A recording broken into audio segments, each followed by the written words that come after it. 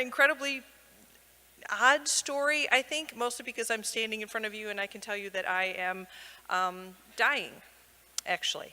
And that's odd because it still gives me a lot of hope, because I know that I have a very abbreviated time span, and so I'm going to do every single thing I can do with it. Let me tell you this story. So several years ago, my husband and I lived in Chicago. You can probably tell that I'm not native to Atlanta, Georgia. I'm from Chicago. That's just how it is. So we're in Chicago. We have 3 little girls. Life is awesome. And we're both working for the same company. We're in computers, my husband and I. And he comes down one day, meets me for coffee, and he says, listen, I've been laid off. Our entire department's gone. We're probably going to lose the house, everything. He said, I've decided that this is the time that I want to become a pastor. Like, all that at once he hits me with. And I said, because of the rude person that I am, I said, I talked to God this morning, and he didn't mention you becoming a pastor. Probably got to get yourself a job, is what I'm thinking. But nonetheless, we moved to Indiana, so that we can begin his process to go through the seminary. And I'm working, keeping things afloat.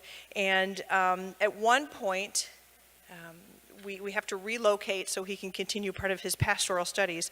And we moved to a little dinky house, and things are going along pretty good. We find out that I'm pregnant with my 4th, so things were actually better than that. So anyway, so I'm pregnant with my 4th child, and I'm thinking about everything that has happened in my life. My mom was 42 when she died from breast cancer, and her mom, and her mom, and her mom. So I know that even though I'm in my 30s, there's something on the horizon. You know, it's always just kind of that fear.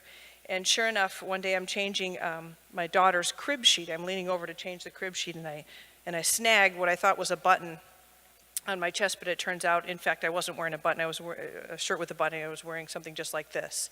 So what I had snagged on the side of my child's crib was a tumor on my chest. And since I was pregnant, I thought, okay, well, this can't happen. I've done everything I'm supposed to do. You know, I ate the right foods. I didn't smoke. I didn't drink. I didn't do anything that I wasn't supposed to do. So I went to my OBGYN.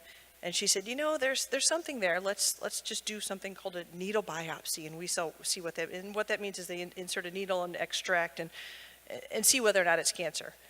Turns out it's fine. This is what my doctor tells me. Needle biopsy is fine. But somehow, back in my head, you know how sometimes you just know things aren't quite right? I felt that way. And when I went back to see her a week later, she said, I think this thing has grown. So we're going to go in and do surgery and remove it. It's called a lumpectomy. And so I have all these thoughts in my head. I'm pregnant, I have 3 little girls, and I have this thing. Much, you know, I was terrified because I lost my mom. And so they wheel me into this surgery. And for those of you who have never had surgery before, yay you. But this is what happens. I'll give you a little visual. So they strap you down on this bench, and they put up a little blue screen, like a piece of fabric, so you can't peek over. So they wheel me in, and since I was pregnant, they couldn't anesthetize me. They just gave me a local anesthesia, so I was awake. And the doctor does his incision, and I kid you not, this is what he says, because he's used to patients who are completely asleep, right?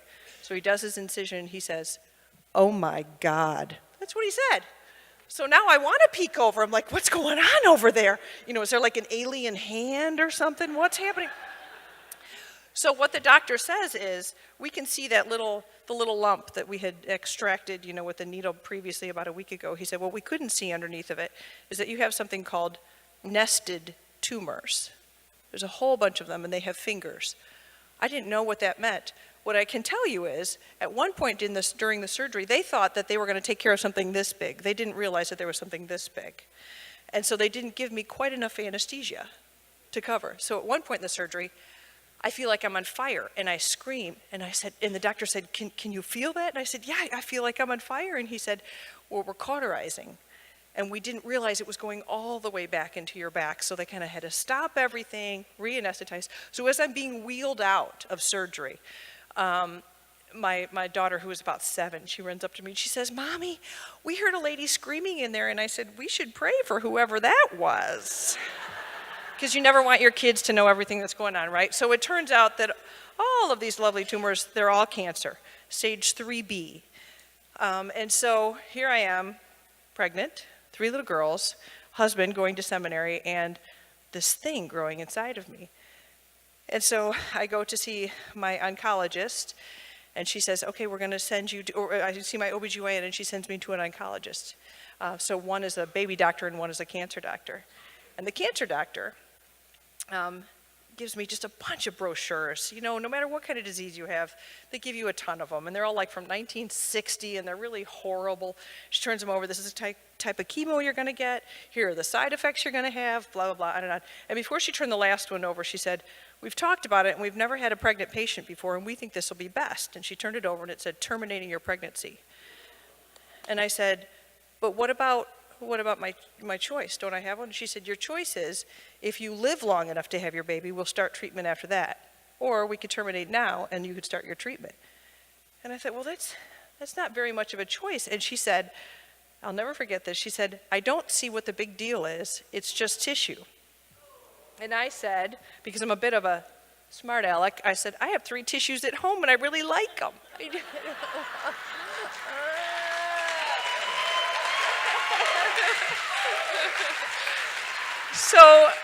So I talked to a friend of mine, and she said, listen, I have heard about this guy in Indianapolis, you know, middle of the state. She said, why don't you give him a call and see if he can treat you, this doctor.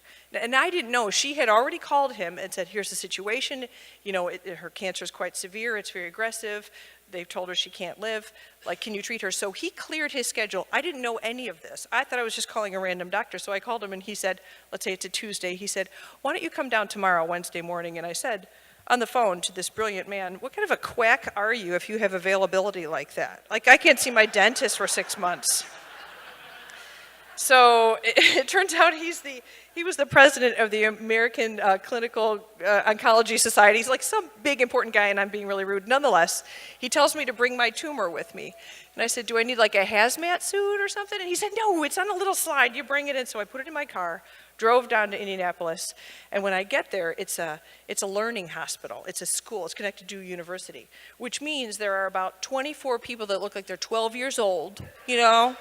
And he said, would you mind if I bring in all the interns? I'm like, well, they're 12. Do they have to ask their parents' permission? I'm completely naked. Bring them all in. That'll be awesome.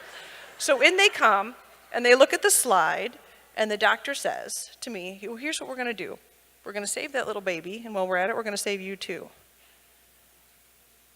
And that was the only time in all of that somebody had given me hope. Just a little bit. He didn't say, oh, it's going to be so easy. He said, as a matter of fact, we've made great advances since we lost your mom. We can do things to make people not get sick anymore, to keep their white blood cell count. We have all these things, and you can't have any of them because you're pregnant. And when most women and men will go for chemo, they'll get it for 3 or 4 hours. You're going to have to be there for 9.5 hours every Friday. And some of the chemo is going to be quite toxic, and it'll erode your heart, and it might erode your baby's heart. But you've got a shot. So it wasn't this big cloud of hope. It was a grain, a little grain.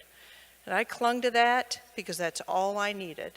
And so we went through, that little baby and I, we waited until we were out of the first trimester, and then every Friday we would drive ourselves down and get chemo, and then I'd get sick as a dog, and then Monday we would go get a scan to see if the baby was okay. And there were times when I would lay on that bathroom floor because I was sick the entire weekend. And I thought, what is the point of this? What if I do make it and then die right after I have the baby? What if the baby doesn't make it? What if all this toxic chemicals are going to kill both of us? All of these things. And I felt in that time on the floor in the bathroom that God had abandoned me. I thought, where are you? I'm screaming for you, and I can't hear you, and I feel like I'm alone. And at one point, so if you can just picture it, I have no hair, I'm huge, and it's not like Hollywood no hair. When you get chemo and you lose your hair all over. No eyebrows, no eyelashes, it's not some beautiful thing, it's horrible. Big, giant, fat, pregnant, bald, I look like my brother, basically, and so...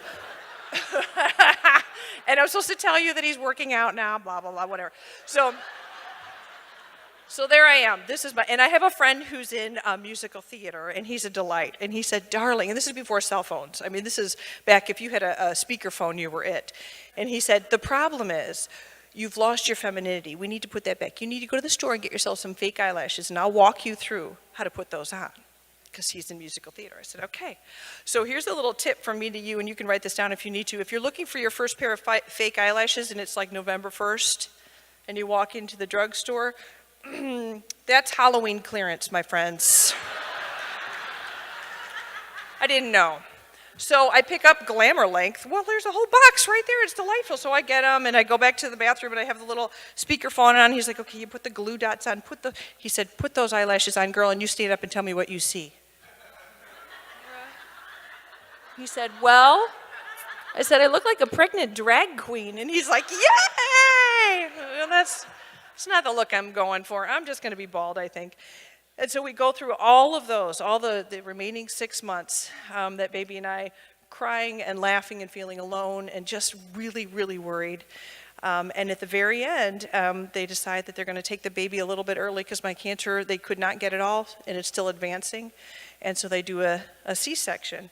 And when they've told me all along that I don't have an immune system, I didn't really know what that meant. I hear the words, but I didn't understand. What that meant was the moment that they took that baby out of me, we weren't allowed to see each other because he had no immune system and I had no immune system. But he was born really skinny, but healthy and strong and beautiful. And his name is Noah. Thank you. And so we were apart for quite some time, but then I was able to see my sweet Noah and get back together, and we've been together ever since, all of my family.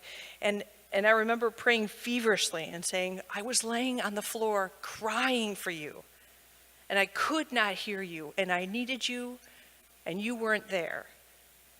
And he said, I can't talk to you when I'm trying to carry you all the way through.